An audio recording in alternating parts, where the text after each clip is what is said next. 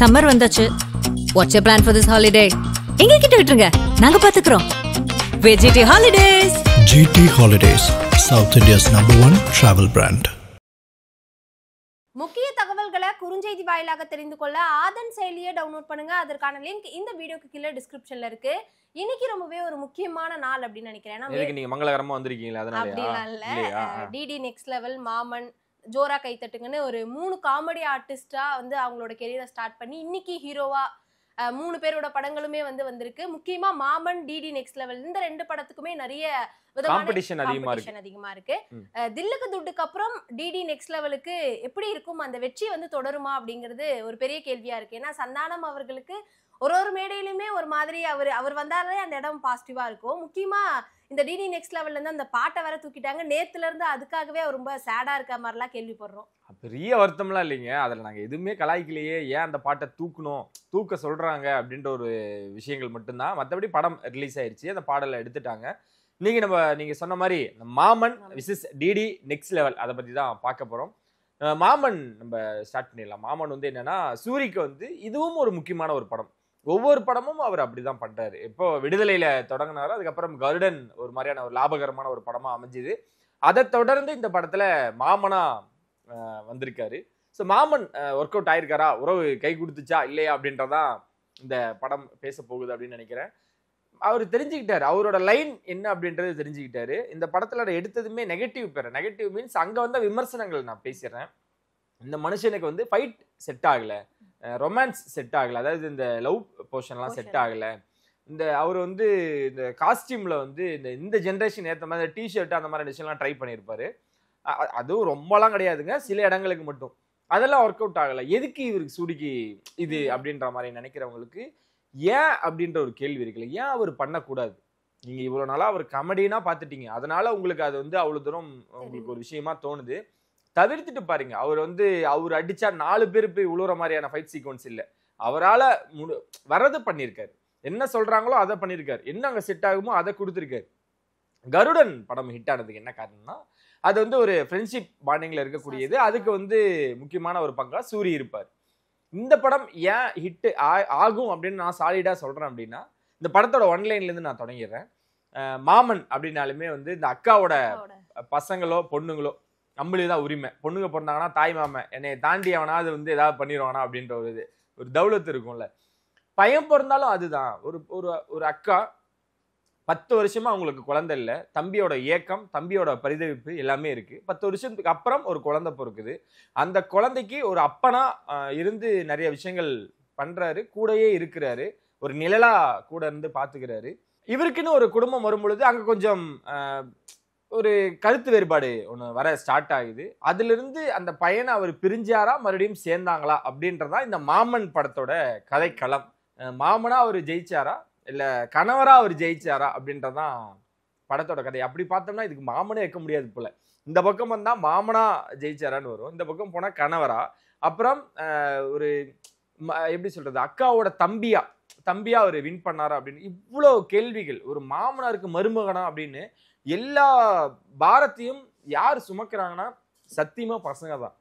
பொண்ணுங்களுக்கு எந்த ஒரு, நீங்களா எல்லாமே சொல்லுவாங்க, பெண்களை அடுப்படியில போட்டு நீங்க வேலை வாங்குறீங்க, அவங்களுக்கு ஃப்ரீடமே இல்லை, அவங்களுக்கு இஷ்டப்பட்டது எல்லாமே அவங்களுக்கு கொடுத்தாலும் அந்த ஒரு பாரம்னு ஒன்று இருக்குல்ல, அதை தாங்கிறது பசங்க தான் அப்படின்றத இந்த படம் ஒரு முறை நிரூபிச்சிருக்கு. சூரியோட ஆக்டிங்னு ஒன்று இருக்குல்ல, அவர் நான் சொன்ன மாதிரி பெரிய ஃபைட் சீக்வன்ஸோ அப்படியே ஃபாரின்ல இருந்து இறங்கின மாதிரி அதெல்லாம் எதுவுமே ட்ரை பண்ணல. அவருக்கு என்ன வருமோ அதை பண்ணியிருக்காரு. ஊர்ல ஒரு ஃபேக்டரி வச்சிருக்காரு, அதாவது ஒரு ஃபுட் ஃபேக்டரி வச்சிருக்கக்கூடியவர். அவர் ஒரு டாக்டரை லவ் பண்ண விஷயங்கள் அதுல அந்த டைலாக் இருக்கும். பாலசரவணன் இருக்காரு, அவர் எனக்கு தெரிஞ்சு அந்த மனுஷன் தான் இந்த டைலாக் வச்சிருப்பாருன்னு நினைக்கிறேன். என்ன மச்சான் உன் ஆள் நர்ஸா அப்படிம்பாங்க. இல்லடா டாக்டரா என்ன ஏத்துக்க முடியல. ஏன்னா ஒரு காமெடினா இருந்துட்டு அவர் ஹீரோவா மாறினதுக்கு அப்புறம் எனக்கு என்னோட லவ்வர் டாக்டர்னா உங்களால ஏத்துக்க முடியல, வயிறு எரியுதா அப்படின்ற அந்த டைலாக்லாம் வரும் இல்ல. ஸோ அதெல்லாம் அதுதான் சொல்றேன், அதெல்லாம் தான் சிலர் நெகட்டிவா யோசிக்கிறவங்களுக்கு பதிலடி. இந்த படம் கண்டிப்பா ஹிட் ஆகும்னு ஏன் சொல்றேன்னா, ஃபேமிலி ஆடியன்ஸுக்கு ரொம்ப பிடிக்கும். ஏன்னா நம்மளோட அம்மாவுக்கு பிடிக்கும், ஆயாவுக்கு பிடிக்கும், அத்தை, இந்த லேடிஸ் எல்லாத்தையும் தூக்கி இந்த படத்துல போட்டலாங்க. அவங்க உட்காந்து கொஞ்ச நேரம் அழுதுகிட்டே இந்த சீரியல்லாம் பார்ப்பாங்கல்ல, அழுதுகிட்டே வெளியே வந்துட்டு சூரிய நல்லா நடிச்சிருக்காப்ல, நல்லா படம் நல்லா இருக்கு அப்படின்னு சொல்லக்கூடியவங்க தான். இது எல்லாத்தையும் தாண்டி வச்சுட்டு இந்த படத்துல பாடல்களா இருக்கட்டும் எல்லாமே ஓகே தான். லட்டுன்னு ஒரு கேரக்டர் இருக்கு. நான் சொன்னேன்ல அந்த அக்காக்கு 10 வருஷம் கழிச்சு ஒரு பையன் பிறப்பான்னு. அந்த பையனோட கதாபாத்திர பேர் லட்டு. அந்த லட்டு பிறந்ததுக்கு அப்புறம் ஒரு அந்த அந்த லட்டு மேல நம்மளுக்கு பாசம் வரும், அன்பு வரும், வெறுப்பு வரும், கோபம் வரும். எல்லா விஷயங்களையும் அந்த பையன் மட்டுமே நடிச்சுட்டு சம்பாரிச்சுட்டு போயிருக்கான். அதுதான் இந்த படத்தோட மிகப்பெரிய ஒரு வெற்றியா நான் பாக்குறேன். ஏன்னா சின்ன பசங்க எப்படி வேணா நடிக்கல. இப்ப டூரிஸ்ட் ஃபேமிலியில ஒரு தம்பி நடிச்சிருந்தான்ல, அது இன்ன வரைக்கும் எல்லாரும் பாராட்டிட்டு இருக்காங்க, பேசிட்டு இருக்காங்க. அதை தாண்டின ஒரு கேரக்டரா ஒரு கதாபாத்திரமா இந்த பையன் இருக்கான். நேற்று இந்த பையனை எல்லாருமே லட்டு லட்டுன்னு அங்க கூப்பிட்டு இருக்கும் பொழுது கூட என் பேரை சொல்லி கூப்பிடுங்க அப்படின்னா ரியலாவே அவன் அப்படிதான் இருக்கான். குழந்தைங்க வந்து ஒருத்தரோட அட்டாச் ஆயிடுச்சு அப்படின்னா அதுல இருந்து வெளியே வர முடியாது அப்படின்றதுக்கு இந்த கதாபாத்திரம் முக்கியமான ஒரு கதாபாத்திரமா நடிச்சிருக்கு. ஸோ அந்த பையன் தான் ஃபுல்லா ஸ்கோர் பண்றான். எங்க திரும்பினாலும் லட்டு தான் இருக்கான். பயங்கரமா இருக்கா. கேமியோலாம் இருக்குங்க இந்த படத்துல. நான் அதை ரிவீல் பண்ணலாமா என்னன்னு தெரியல. விமல்லாம் நடிச்சிருக்காரு. ஸோ அதனால படம் வந்து உங்களுக்கு ஒரு மாதிரி அழகான ஒரு ஜேர்னியை கொடுக்கும். என்னைக்குமே நம்மளுக்கு என்ன ஒரு விஷயம்னா அந்த எமோஷனலா கனெக்ட் ஆயிரும் நம்ம தமிழ்நாட்டு மக்கள். அதுக்கு இந்த படம் டிக்கு. இன்னொன்னு அடுத்த வீட்டுல நடக்கிற விஷயங்கள் நம்ம பார்ப்போம்ல. இப்ப நீங்க புலம்புறத நான் கேட்டேன் அப்படின்னா அப்படியா இப்படி நடந்துச்சா அப்படின்னு. அப்போ அதுவும் ஒன் ஆஃப் த பிளஸ் தானே. இதெல்லாம் சேர்ந்துதான் மாமனை வந்து இந்த வெற்றி கொடுக்க போகுது அப்படின்றத நான் ரொம்ப சாலிடா சொல்றேன். ஆனா சென்டிமெண்ட் ரொம்ப அதிகமா இருக்கு நிறைய பேர் ஃபீல் பண்றாங்க இல்லையா? படம்னா வந்து ரெண்டுமே கலந்து இருக்கணும். சென்டிமெண்ட் அதிகமா இருக்கு, அழுக காட்சி படமாயாது அப்படின்ற மாதிரி நிறைய பேர் கேட்க. அதுக்கு தானே எடுத்தோம். எங்க நீங்க அது இது எப்படி சொல்றதுன்னு எனக்கு தெரியல. ஒரு குழந்தைய ஒரு அப்பாட்ட இருந்தோ இல்ல பெரியப்பாட்ட இருந்தோ யார்கிட்ட இருந்தோ பிரிக்கும் பொழுது அங்க பிரிக்கிறப்போ ஒரு ஸ்லோ பிஜிஎம் போட்டு அவங்க 2 பேரும் பிரிக்கிறப்போ இவங்களுக்கு ஒரு க்ளோஸ் அவங்களுக்கு ஒரு க்ளோஸ் வச்சதை நீங்க அழுவீங்க. சும்மா போயிட்டா டாட்டா அப்படின்னு சொல்லி பிரிச்சுட்டா அதுக்காக படம் எடுக்கல. இல்லை அதே போல அப்பாக்கும் மகனுக்கும் உள்ள ஒரு சென்டிமெண்ட் அப்போ அப்பா கூட பையன் சேரல அப்படின்னா அங்க ஒரு ஸ்லோ பிஜிஎம் போட்டு அங்க ஒரு எமோஷனல் அதுதான் அழுவுடா அழுவு அப்படிதான். நீங்க சொல்றது கரெக்ட் தான். இந்த படத்துல பிளஸ் எல்லாமே என்ன அப்படின்னு பாத்தீங்கன்னா சூரியோட நடிப்பா இருக்கட்டும், இந்த கதையா இருக்கட்டும், அதுக்கப்புறம் அந்த லட்டுவோட கதாபாத்திரமா இருக்கட்டும், மற்ற ஆட்கள் எல்லாருமே ராஜகிரன்லாம் ரொம்ப அழகா பண்ணியிருக்காரு அவரோட போர்ஷன். செகண்ட் ஹாஃப்ல ஒரு 15 நிமிஷம் தேவையில்லாத ஒரு டியூரேஷனா வருது. ஆனா அது தேவை அப்படின்றது இவங்க ஏன் ஸ்ட்ராங்கா நம்புறாங்க அப்படின்னா அங்க ஒரு லவ் வந்து அவங்க சொல்ல வராங்க. ராஜகிரனும் அவங்க மனைவிக்கும் ஒரு லவ் ஒன்று வரும். அது ஏன் அப்படின்றத ஸ்ட்ராங்கா சொல்ல வராங்க. அதுதான் அந்த 10 நிமிஷம் எடுத்துக்கிச்சு. வெளியே வந்த இடத்துல நம்மளுக்கே ரியலைஸ் பண்ணும். ஓகே இந்த இவங்க எதுக்கு சொன்னாங்க, இந்த பெரியவங்க எதுக்கு சொல்ல வராங்க, பெரியவங்க எதனால இது சொல்றாங்க அப்படின்றது ஒரு கனெக்ட் ஒன்று வரும்ல. அதனாலதான் மைனஸ் அப்படின்னு பாத்தீங்கன்னா நீங்க சொல்ற மாதிரி அழுக இதை பார்த்து நீ அழுதியாடா அப்படின்னு கேட்கலாம். அழுதியா அந்த இந்த படத்துல கேட்பாரு யோகி பாபு அழுவுடா அழுவு அப்படின்ற மாதிரி சில இடங்கள்ல அந்த திணிப்பு அப்படின்ற ஒரு விஷயங்கள் இருக்கு. ஏன்னா இதுதான் ஃபார்முலா நம்ம கையில எடுத்துட்டோம். அவன் எதுக்குலாம் அழுகல அப்படின்னா நம்மளுக்கு டிராபேக் ஆயிரும். எல்லா இடத்துலயும் அவனை அழுவ வச்சிருவோம் அப்படின்ற மாதிரியான விஷயங்கள் பண்ணியிருக்காங்க. தாண்டி சிரிக்கவும் வச்சிருக்காங்க. சிரிப்பு இருக்கு, அழுகு இருக்கு. நான் தான் சொல்றேன் பக்கத்து வீட்டுல ஒரு ஃபேமிலியை நம்ம எப்படி பார்ப்போம், புதுசா கல்யாணம் ஆகி வரவங்களை எப்படி பார்ப்போம், குழந்தை பிறந்தது அவங்களை எப்படி பார்ப்போம், குழந்தை பிறந்து அவங்க சண்டைகள் அவங்க வீட்டுல இருந்து வருது இவங்க வீட்டுல இருந்து வருது எந்த மாதிரியான சின்ன சின்ன விஷயங்களா இருக்கும்ல எல்லாத்தையும் ஒரு அழகான ஒரு படமா கொடுத்துருக்காங்க. மாமன் எனக்கு தெரிஞ்சு சூரியோட படங்கள் வெற்றி வரிசையில மாமன் மிகப்பெரிய பங்கா இருக்க போகுது அப்படின்றதுல எந்த ஒரு டவுட்டுமே கிடையாது. சந்தானம் அவர்களோட ஆக்டிங்ல டிடியை பத்தி ஃபர்ஸ்டே கேட்டிருந்தேன். ஆனா அதுக்கான ரிவ்யூஸ்மே மிக்சட் ரிவ்யூஸா தான் வருது. நிறைய பேர் ஒரு சில பேருக்கு பிடிச்சிருக்கு, ஒரு சில பேருக்கு பிடிக்கல அப்படிங்கிற மாதிரியுமே இருக்கு. சந்தானம் அவர்களுடைய லைனப்ஸ்ல நிறைய வெற்றி படங்கள் இருந்தாலும் இந்த படமும் அந்த வெற்றி படத்துல இணையுமா அப்படிங்கிற ஒரு கேள்வி இருக்குல்ல பெருசா. இப்போ டிடி நெக்ஸ்ட் லெவல் ரொம்ப எதிர்பார்ப்போட ஆர்யாவோட ப்ரொடக்ஷன்ல சந்தானம் அவர்கள் நடிக்கக்கூடிய படம் ரிலீஸ் ஆயிருக்கு. நிறைய செலவுகள் பண்ணியிருக்காங்க. இந்த படத்தை பார்க்கும்போது ஒரு போட் செட்டப் ஒன்று நான் பார்த்த மாதிரி இருந்துச்சு. ஆனால் அது சும்மா போட்டை வெளியே காமிச்சிருப்பாங்க, உள்ளெல்லாம் செட் ஒர்க்கு தான். ஒரு தேட்டர் செட்டப் ஒன்று பார்த்துருந்தேன். அதுக்கப்புறம் ஒரு வீடு செட்டப் ஒன்று பார்த்துருந்தேன். ஒரு தீவுக்கு எங்கேயோ லைக் ட்ராவல் பண்ணியிருக்காங்க. அப்படி இதெல்லாம் கனெக்ட் பண்ணி பார்க்கும்போது பெரிய பொருட்செலவில் எடுத்திருக்காங்க. இது வரைக்கும் அந்த டிடியிலேயே இந்த படம் பெரிய பொருட்செலவில் அப்படின்னு எடுத்துக்கலாம். சரி, இந்த படத்தை பற்றின ஒன்லைன் என்ன அப்படின்னு பார்த்தீங்கன்னா வழக்கமாக எல்லாமே அந்த பேய் படங்களில் வந்து நல்லா வாழ்ந்துக்கிட்டு இருப்பாங்க. ஏதாவது ஒரு வகையில் அந்த பேயோட இடத்துக்கோ இல்லை பேயோட கனெக்டுக்கோ ஒன்று வரும். அந்த மாதிரி தான் இதில் வந்து நிலகல் ரவி அவங்க வந்து அப்பாவா பண்ணியிருக்காங்க, கஸ்தூரி வந்து அம்மாவா பண்ணியிருக்காங்க, யாஷிகா வந்து தங்கச்சியா பண்ணியிருக்காங்க, அதுக்கப்புறம் புது நடிகை வந்து அவங்களோட பேரா பண்ணியிருக்காங்க, சந்தானத்தோட பேரா பண்ணியிருக்காங்க, மொட்டை ராஜேந்திரன் அவரோட ஃப்ரெண்டா பண்ணியிருக்காங்க. அழகா வாழ்ந்துட்டு இருக்குங்க. அதாவது மூவி ரிவ்யூ பண்ணி வாழ்ந்துட்டு இருக்கக்கூடிய ஒரு பையனா சந்தானம் நடிச்சிருக்காங்க. இந்த ரிவ்யூ பண்றவங்களை பழிவாங்கிறவரா செல்வராகவன் ஒருவர் ட்ரெய்லர்ல நீங்க பார்த்துருப்பீங்க. ஸோ அது அவருக்கு பிடிக்காது. அவரு இந்த மாதிரி பண்றவங்க எல்லாருமே அவரே இறந்துருப்பார், அதாவது பேயா இருப்பாரு. இந்த மாதிரி பண்றவங்க எல்லாருமே பழி வாங்கணும் அப்படின்ற பேயா அவர் இருக்கும் பொழுது ஸோ இவரையுமே வந்து பழி வாங்கணும்னு அந்த தியேட்டருக்குள்ள வர வைக்க போறாரு. வர வச்சு அந்த படத்துக்குள்ளாரே இவங்க எல்லாத்தையுமே அனுப்பிடுவார். அனுப்பின வாட்டி இவங்க எல்லாருமே வந்து எப்படி அதுல இருந்து மீண்டாங்களா இல்லையா அப்படின்றதான் கதைக்கலாம்.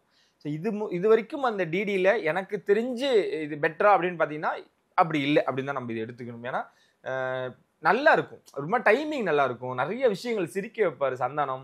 அவரோட இந்த படத்துல ஒரு பாடி லாங்குவேஜ் ஒன்று ட்ரை பண்ணியிருக்காரு. புதுசா இருந்தாலுமே கூட அவரு யங்ஸ்டரா இருக்காரு. பட் அது எங்கேயோ ஒரு இடத்துல ஒரு மாதிரி இருக்கும் அப்படின்ற விஷயத்த நம்மளுக்கு யோசிக்க இருக்குது. மற்றபடி கஸ்தூரி, நிலைகள் ரவி சார், மொட்டை ராஜேந்திரன் அவங்கலாம் வந்து நின்று விளையாடுறாங்க.